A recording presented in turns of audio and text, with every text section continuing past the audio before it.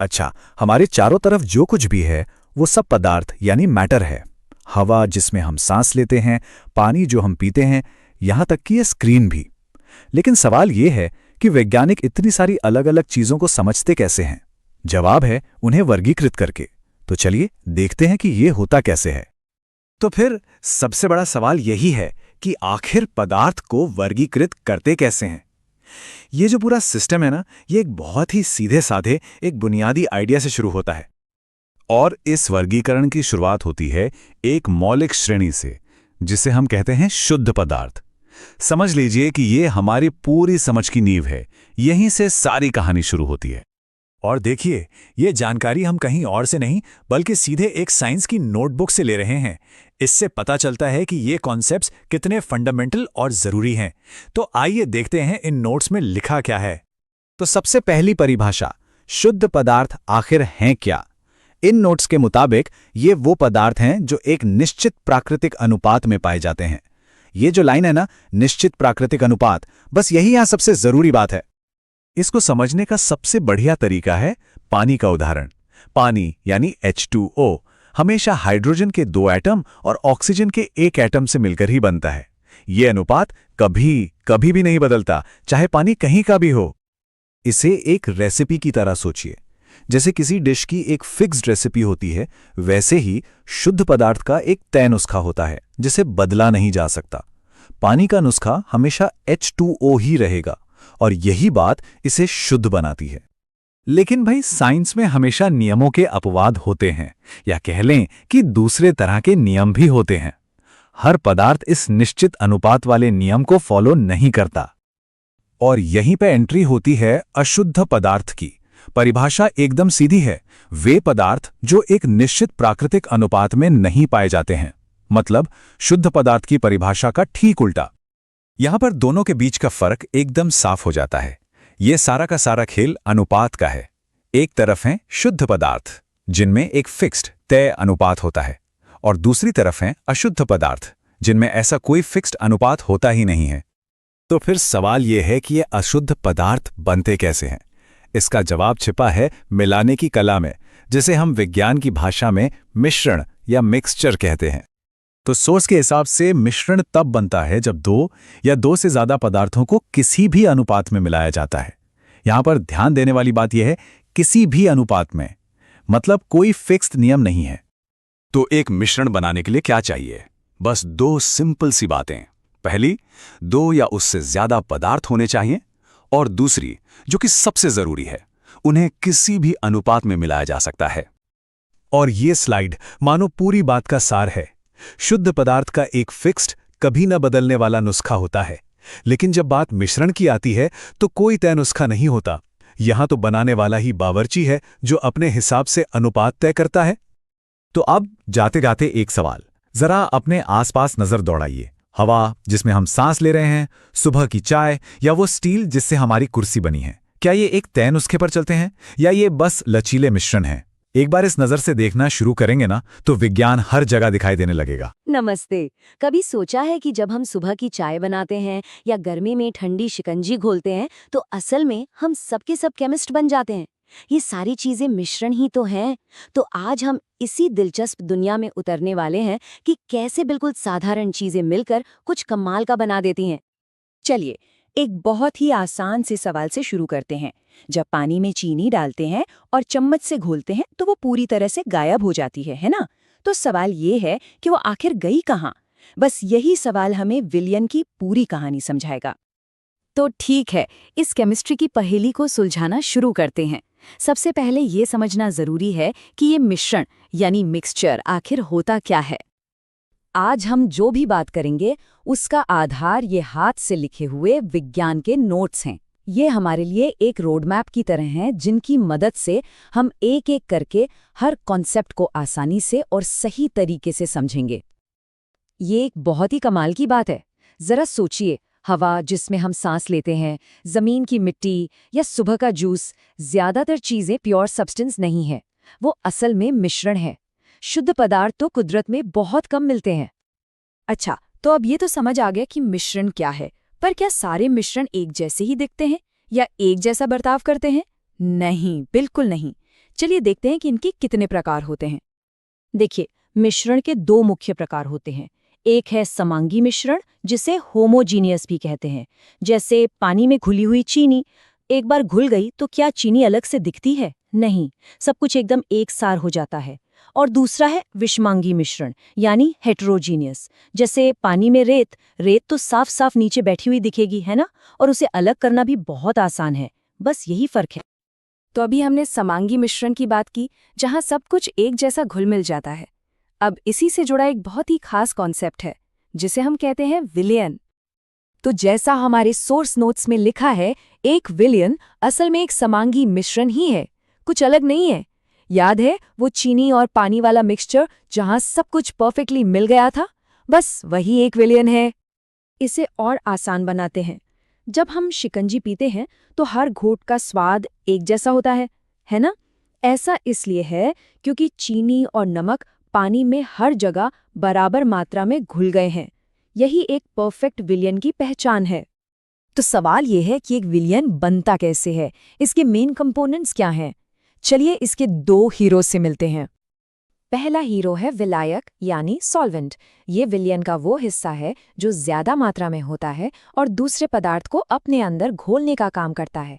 पानी सबसे आम और बढ़िया विलायक है। और दूसरा हीरो है विलेय यानी सल्यूट। ये वो पदार्थ है जिसे घोला जा रहा है, जैसे कि नमक या चीनी जो पानी में घुल जाते हैं। ये वही है जो हमें लगता है कि पानी में गायब हो गए। और ये देखिए कितना आसान है। आप एक विलायक लेते हैं, उसमें एक विलेय मिलाते हैं और आपको मिल जाता है एक विलेन। है ना एकदम सिंपल? विलायक प्लस विलेय बनता है विलेन। ओके, अब हमें पता है विलयन क्या है और कैसे बनता है। पर शिकंजी कितनी मीठी है या चाय कितनी कड़क है, ये कैसे पता चलेगा? इसी को मापने का एक तरीका है जिसे कहते हैं सांद्रता। सांद्रता या कॉन्सेंट्रेशन हमें बस ये बताती है कि कोई विलयन कितना गाढ़ा या पतला है। अगर ज्यादा विलेय है, जैसे ज्यादा मीठी चाय, तो सांद्रता ज्यादा होगी, और अगर चाय फीकी है तो सांद्रता कम होगी। और इसे नापने का एक सिंपल सा फॉर्मूला भी है। हम विलेय के वजन को पूरे विलयन के वजन से भाग देते हैं और फिर उसे 100 से गुणा कर देते हैं। इससे हमें प्रतिशत में सांद्रता मिल जाती है। मिसाल के तौर पर मान लीजिए 100 ग्राम शिकंजी में 20 ग्राम चीनी घुली हुई है, तो इस विलयन की सांद्रता क्या हुई? सीधी सीधी 20%। ये हमें विलयन की बनावट का एक बिल्कुल साफ माप देता है। तो चलिए फटाफट से दोहराते हैं कि हमने क्या क्या समझा। हमने देखा कि मिश्रण दो तरह के होते हैं, समांगी और विषमांगी। फिर हमने जाना कि विलयन एक तरह का समांगी मिश्रण ही है जो विलायक और विलेय से मिलकर बनता है। और आखिर में हमने सांद्रता के बारे में सीखा, जो ये मापता है कि विलयन में कितना विलेय है। इस चर्चा को खत्म करने से पहले एक सवाल सबके लिए छोड़ जाते हैं। हवा कई गैसों का मिश्रण है, नाइट्रोजन, ऑक्सीजन और भी बहुत कुछ, और ये मिश्रण एक जैसा ही लगता है ना?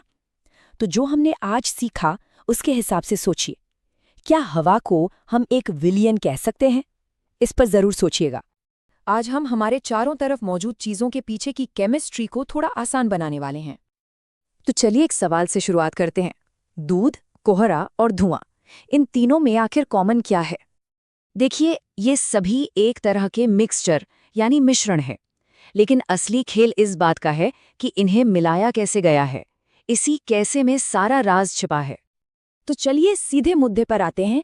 आज हम जो भी परिभाषाएं देखने वाले हैं वो सीधे इन हाथ से लिखे केमिस्ट्री नोट से ली गई हैं, तो बिल्कुल सोर्स से समझेंगे। तो सबसे पहले बात करते हैं हमारी पहली कैटेगरी की, और हाँ, इसी से हमारे शुरुआती सवाल का जवाब भी मिल जाएगा। तो नोट्स के हिसाब से इसकी परिभाषा कुछ ऐसी है। ये एक विषमांगी मिश्रण है जिसमें समांगी और विषमांगी दोनों के गुण होते हैं। अब ये सुनने में थोड़ा मुश्किल लग सकता है ना? आसान भाषा में कहें तो ये ऐसी चीज है जो दिखती तो एक जैसी है पर असल में होती नहीं है। चलिए इसको थोड़ा और खोलकर समझते हैं।